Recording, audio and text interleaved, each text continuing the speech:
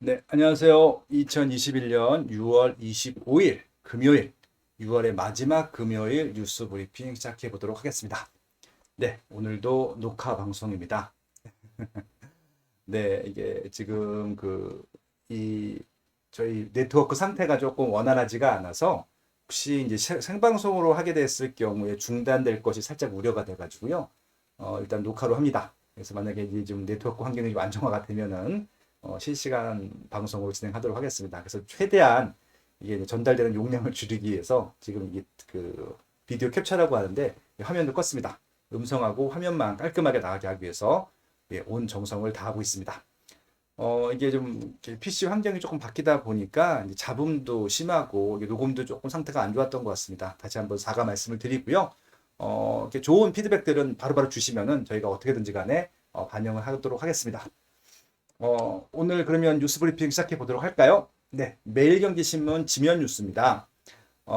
목요일 날은 한국부동산원에서 주간 시황을 발표를 하고요. 예, 오늘 금요일 날은 이제 KB국민은행에서 이제 오후에 주간 시황을 발표합니다. 그래서 뉴스는 보통 KB보다는 한국부동산원 주간 시황 목요일자 기사로 금요일 뉴스가 나옵니다. 늘 그렇게 그런 패턴으로 나온다는 것만 알고 계시면 좋을 것 같고요. 그래서 KB 시황 가지고 제가 토요일 날 칼럼과 일요일 날 칼럼을 써드리고 이제 그거 가지고 제가 이제 멤버십 주간 시황 특강 해드리고 있으니까요. 멤버십이나 유튜브 골드 회원분들은 이제 그거 봐주시면 좋을 것 같습니다. 아무튼 목요일에 발표됐던 한국부동산원 주간 시황 결과 호가 2억이 쑥 올랐다라고 하는 건데요. 그러니까 물론 일주일 동안 오른 것은 아니고 최근에 그만큼 올랐다라고 합니다. 근데 그 오른 지역들의 면면을 살펴봤더니 GTX 호재 수도권 아파트값 상승률이라고 하고요. 아마 이제 이 지역들 이제 서울이 아닌 이제 주변 경기도나 인천 지역이 되겠죠. 9년 동안의 최고 상승률이다라고 합니다. 그러니까 교통 호재 때문에 기대감에 2억이 쑥 올랐다라고 하는 것들인데요. 매물이 줄고 전세값 뛰자 집값이 올랐다라고 하는 분석입니다. 이렇게 일반 매물 시세가 올라가다 보니 매물이 적다 보니 경매로도 이 물건을 구하기 위해서 수요가 많이 몰려서 경매 낙찰가도 고공행진이다. 예, 그런 의미입니다. 그리고 대치 미도, 문정 내미안, 신고가를 갱신하고 있다라고 하는데 이 지역이 어디죠? 예, 강남권입니다. 예, 강남구마저도 그러니까 송파구, 서초구, 강남구마저도 시세가 계속 오르고 있다. 그러니까 제가 늘 말씀드렸잖아요. 지난 1년 동안은 오히려 강남 상구는 덜 올랐다고요. 왜냐하면은 그 전 시기에 2019년도까지 많이 올랐기 때문에 2020년도는 별로 안 올랐고 2020년도는 오히려 경기도나 인천이 많이 올랐다고 말씀을 드렸는데 이제 경기도 인천이 많이 오르다 보니까 상대적으로 서울의 고가 지역들이 뭐 싸 보인다는 표현은 그렇고요. 아주 비싸 보이진 않는 그런 느낌이 받았던 것 같습니다. 그래서 실수자 분들 중에서 정말 지금 이 시점에 사지 않으면 안 될 분들이 고가인데도 불구하고 매수를 하고 있다. 그래서 거래량은 미미하지만 신고가를 갱신하고 있다. 그렇게 좀 봐주시면 될 것 같습니다. 보시는 바와 같이요. 지금 수도권의 상승률이 서울 상승률보다 높습니다. 거의 지금 3배 가까이 높은데 이것은 아무래도 경제적으로 서울에 살기가 좀 부족하신 분들이 경기도 인천을 그렇게 선택하고 있다. 예, 그런 의미로 봐주시면 될 것 같습니다.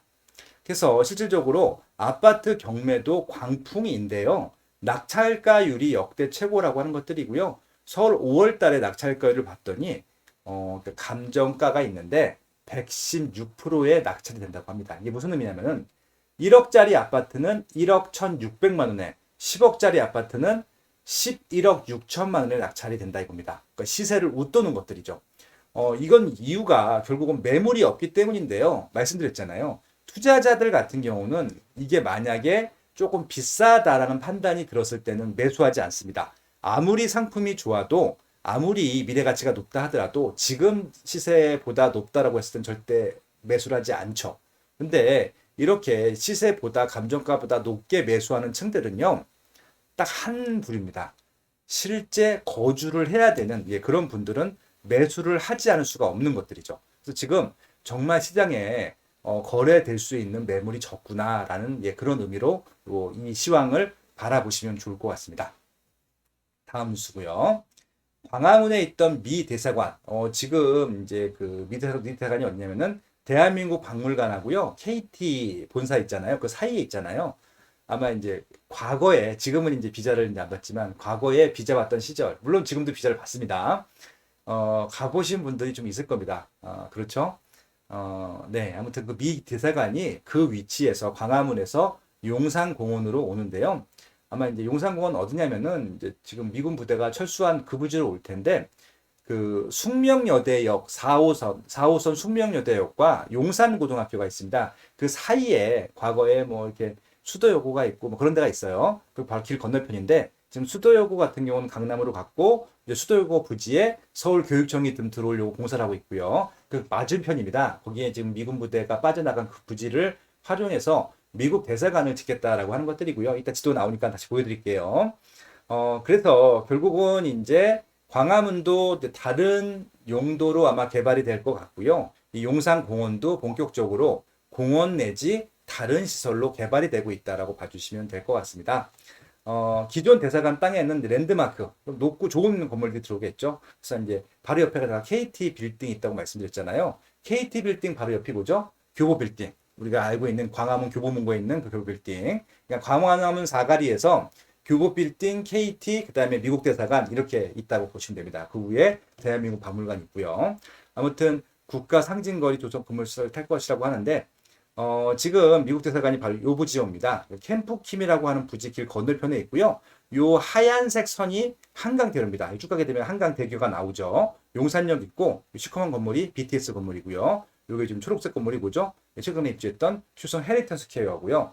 여기 지금 녹지층이라고 하는 것이 뭐냐면은 여기 같은 경우는 지금 지상철이죠. 서울역부터 여기 이제 남영역 있고 용산역 있을 텐데 서울역부터 용산역까지 요것들을 지중화 작업을 해서 그 위를 녹지 공간으로 만들겠다라고 하는 거 기사 여러 번 났었죠. 그리고 거기다 보태서 지금 용산역에서 이건 지금 공사를 하고 있습니다. 국립중앙박물관까지 녹지층을 만든다고 합니다. 그래서 위에는 녹지고요. 지하로 다닐 수 있게 그래서 용산역에서 국립중앙박물관역까지도 도보로 갈 수 있게 지하로 네, 그렇게 좀 만들겠다라고 하고 있습니다. 일부 지금 공사를 하고 있고요. 그래서 이제 이런 어떻게 보면은 이 지역이 단순히 공원이 아니라 공원뿐만이 아니라 뭐 업무 시설 쪽으로도 아니면 또 여러 가지 이렇게 좀 유인하는 시설을 만든 다음에 관광 벨트화에 되는 것들이죠. 이 용산역에는 CGV 본사가 있습니다. 그래서 CGV 극장도 아마 대한민국에 제일 잘 돼 있을걸요. 그래서 그것도 있고요. 그리고 이제 뒤에 가면 이제 그 용산 정비창, 거기도 국제업무지구 들어올 예정이고요. 아무튼 여기는 계속 좋은 시설들이 들어올 예정이고요. 만약에 서울역부터 용산역 여기만 뚜껑이 덮이고 녹지화 된다고 하면요. 이거는요.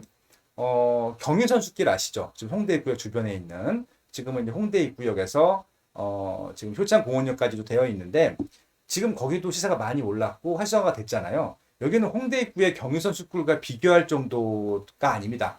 여기는 그거에 몇십 배의 가치가 있는 곳이에요. 서울역과 용산역은 원래 메인 지역이었었고 메인 지역이 더 메인 지역이 되는 것들이거든요. 그래서 오히려 홍대 입구의 경의선 숲길이나 저쪽에 동부권에 있는 경춘선길하고는 차원이 다릅니다. 그러니까 여기는 굉장히 용산 국립공원과 더불어서 굉장히 주변 지역을 조금 더 선호 시설을 만들어서 많은 사람들이 자발적으로 찾아올 수 있게 하는 그런 시설로 개발이 될 것 같다. 그래서 이제 이것들이 하나씩 하나씩 그 퍼즐이 맞춰주고 있다. 이제 아직 퍼즐 하나도 못 꼈습니다. 퍼즐을 맞추려고 좀 퍼즐을 것들을 만들고 있다. 그렇게 봐주시면 되는 것들이죠. 그리고 이것들도 한번 기대를 가지고 봐주시면 좋을 것 같고요.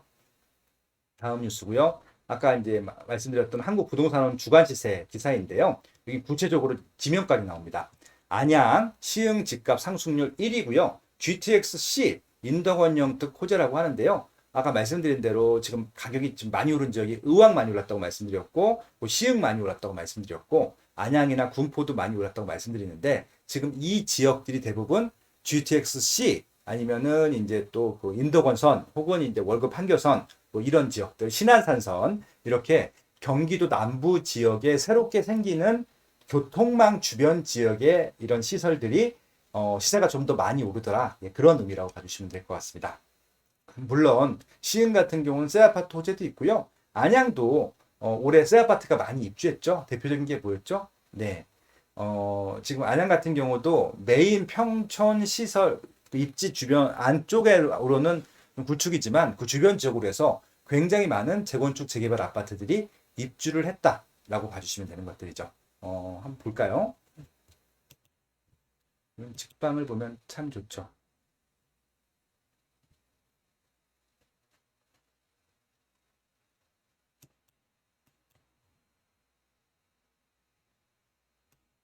안양을 보겠습니다. 안양은 있죠? 안양 여기가 평촌이고요. 여기가 평촌일 텐데 이 평촌 주변으로 해서 이 디귿자 정도로 해서 굉장히 신축이 많이 들어왔어요. 그래서 신축 분야 한번 볼까요? 네, 이렇게 많이 들어왔습니다. 보세요. 이 평촌만 빼고 평촌 주변으로 다 들어와 있죠. 이게 재밌는 결과 중에 하나입니다. 이게 평촌은 지금 구축이라서 지금 재건축 연한이 안 됐고 리모델링 연한이 돼서 리모델링을 준비한 단지들이 있는데 이 평촌 신도시를 주변으로 해서 좀 취약했던 지역에 이렇게 많은 신규 아파트가 분양했고 분양할 예정이고 입주를 하고 있고 그렇게 좀 봐주시면 될 것 같습니다. 이 직방의 아마 신축 분양이라고 하는 어떻게 보면 카테고리가 굉장히 어떻게 보면 평촌 시장을 안양 시장을 한 번에 볼 수 있게 하는 좋은 아마 지도가 될 것 같습니다. 조합원 자격 제한, 압구정, 목동 등 선별 적용이라고 하는데 제가 어저께 뉴스에서도 말씀을 드렸지만 이것은요 선별 적용하는 게 중요한 게 아니라 적용을 하려고 하는 자체가 이건 잘못된 시도라고 말씀을 드렸잖아요. 핀셋 규제인데 핀셋 규제를 저는 왜 해야 되는지 잘 모르겠어요.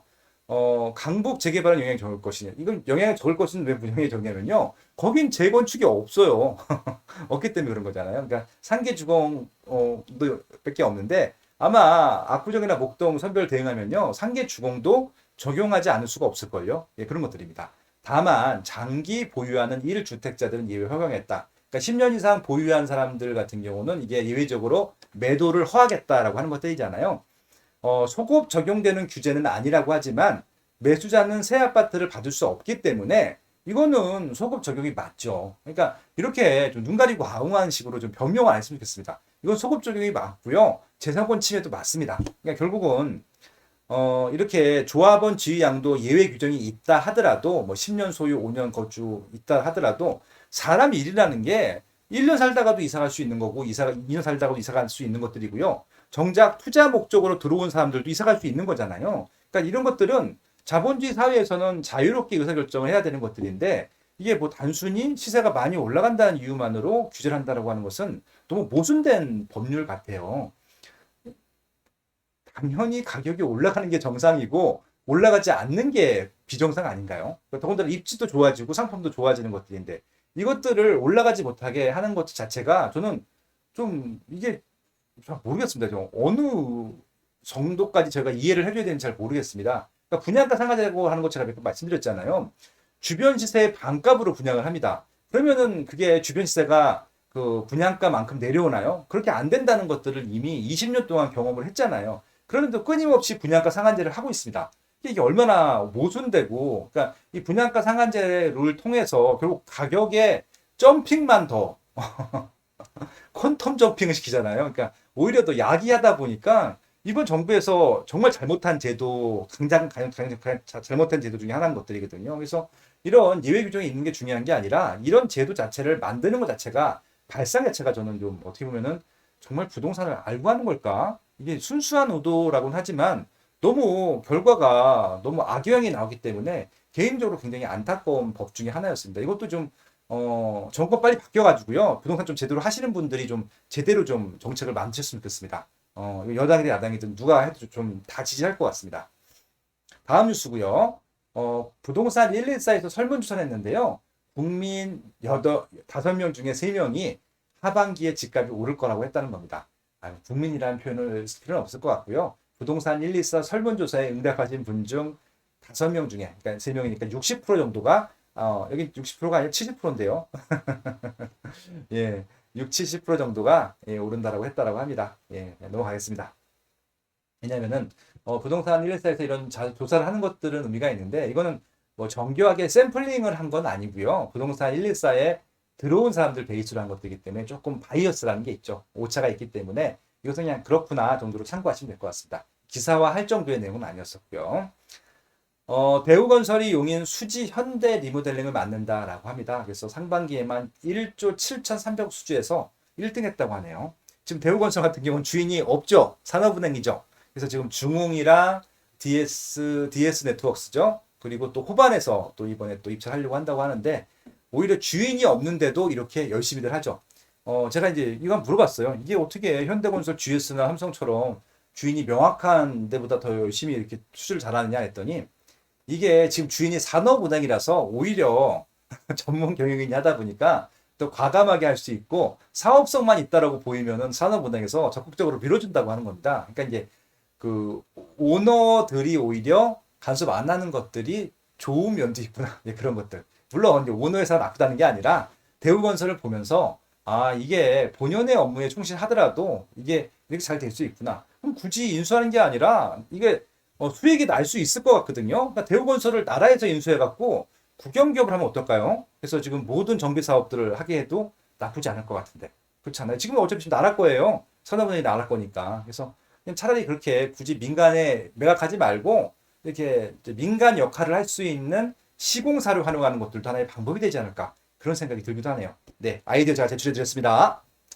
다음 뉴스고요. 53년 만에 미 대사관 용산시대 연다. 아까 그 기사고였고요.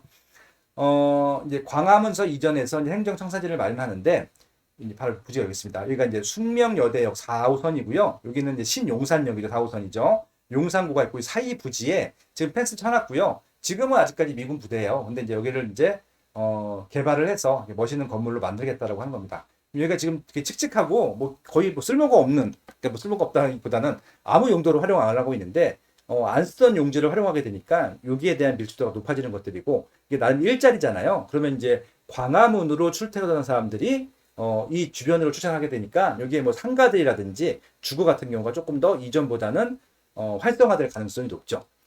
제 친구가 이제 주한 미국 대사관 직원이에요. 그래서 아마 그 친구 같은 경우는 이제 그 황색 버스를 타고 일산 타는 친구인데 아마 광화문까지 출퇴근을 했었는데 이제 조금 이제 이사도 살짝 고려해 봐야 되지 않을까 예, 그런 생각이 들기도 하네요. 아무튼 이렇게 좀 노는 땅을 활용한다는 것 자체가 그리고 미국 대사관처럼 또 좋은 시설이잖아요. 사람들이 많이 올 수 있고 그렇기 때문에 뭐 여기가 여러 가지 일자리들이 같이 생깁니다. 뭐 행정사라는 것도 생기고요. 비자 만들어주는 것들, 뭐 사진관도 생길 것 같고요. 아무튼 여기는 조금 일자리가 더 생기겠죠. 식당들도 활성화될 것 같고요. 그렇게 좀 봐주시면 될 것 같습니다. 안전진단 통과 음마 아파트도 조합원 양도 제한 대상인데 정부는 소급 입법 아니다라고 하는데요. 저는 이제 법을 잘 모르죠. 뭐 정부가 소급 입법이 아니라고 하면 아닐 가능성이 높겠죠. 근데 그냥 저는 이 부동산 시장을 바라보고 있는 경제 전문가의 입장에서 보면은 소급 입법이 맞는 것 같아요. 아무리 생각해도.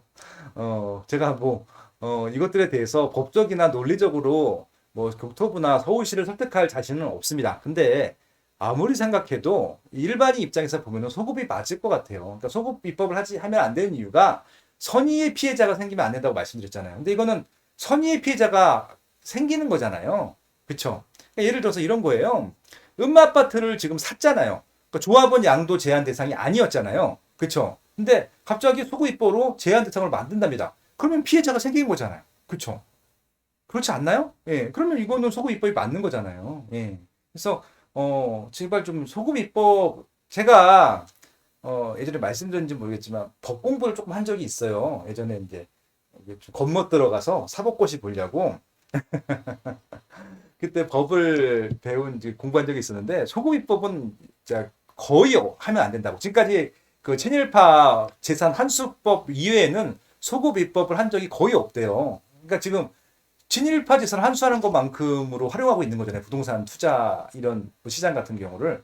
이거 아닌 것 같아요. 아마 생각해도. 그러니까 이거는 아직까지도 우리나라가 정치적으로 좀 후진국에 가깝고 법적으로 불안한 사회라는 것들을 증명하는 하나의 요인인 것 같습니다. 이렇게 소급 입법을 남발하게 되면은 이거 소급 입법 만든 사람들이 나중에 똑같은 방법으로 이게 뒤통수를 맞게 돼 있거든요. 그러니까 이거 소급 입법은 안 쓰는 게 맞고요. 지금이라도 되돌리는 게 맞을 것 같습니다. 다음 뉴스고요. 서울 아파트 월세 급증하는데 삼중고에 세입자 허리가 휜다라고 합니다. 저금리에 임대차 3법 보유세 부담이 되고 있는데요. 전세 세입자 월세로 내몰리고 있고 이달 전월세 신고 아파트 중에서 34%가 월세로 전환이 됐다고 해요. 전년 대비해서 9% 이상 올랐다라고 하고 늘어났다라고 하고요. 그만큼 지금 전세금도 높기 때문에 전세금을 올려주는 것들에 대해서는 집주인도 부담스럽고 세입자도 부담스럽습니다. 근데 집주인 입장에서는 이제 올려받아야지 다음 세입자 받을 때 부담이 덜하기 때문에 전세를 올려달라고 하는 것들. 그래서 결국은 세입자들과 집주인들과 합의 본 것이 월세로 전환하는 것들, 반전세로 전환하는 것들이고요. 그 비율이 최근에 늘었다라고 하는 것들이죠. 그래서 유동성이 많기 때문에 세입자 입장에서도 목돈을 주는 것들보다는 늘어난 소득만큼 월세, 그러니까 소득에서 일부를 더 띄워주는 것들이죠. 그것들을 활용하고 있다. 그렇게 봐주시면 되는 겁니다. 이게 바람직한 현상은 아닌 것 같습니다. 전세가 집주인들을 위한 제도인 것처럼 보이지만 제가 몇 번 말씀드렸죠. 우리나라에 있는 임대사업자 제도라든지 전세라는 제도는요. 합이 맞아서 생긴 정말 좋은 제도였다고 하는 것들이고요. 그리고 그것은 궁극적으로 임대인들을 위한 법이기도 하지만 조금이라도 0.1%라도 임차인들이 조금 더 혜택이 많았다라고 해도 과언이 아닙니다. 그러니까 임차인들을 위한 제도이기도 했다는 것들을 반드시 기억하셔야 됩니다. 아마 이건 100% 다시 부활할 가능성이 높습니다. 그래서 제 생각입니다. 내 미션입니다. 확정된 거 아니고요. 오해 마시기 바랍니다. 부동산 부정 청약 100태인데요.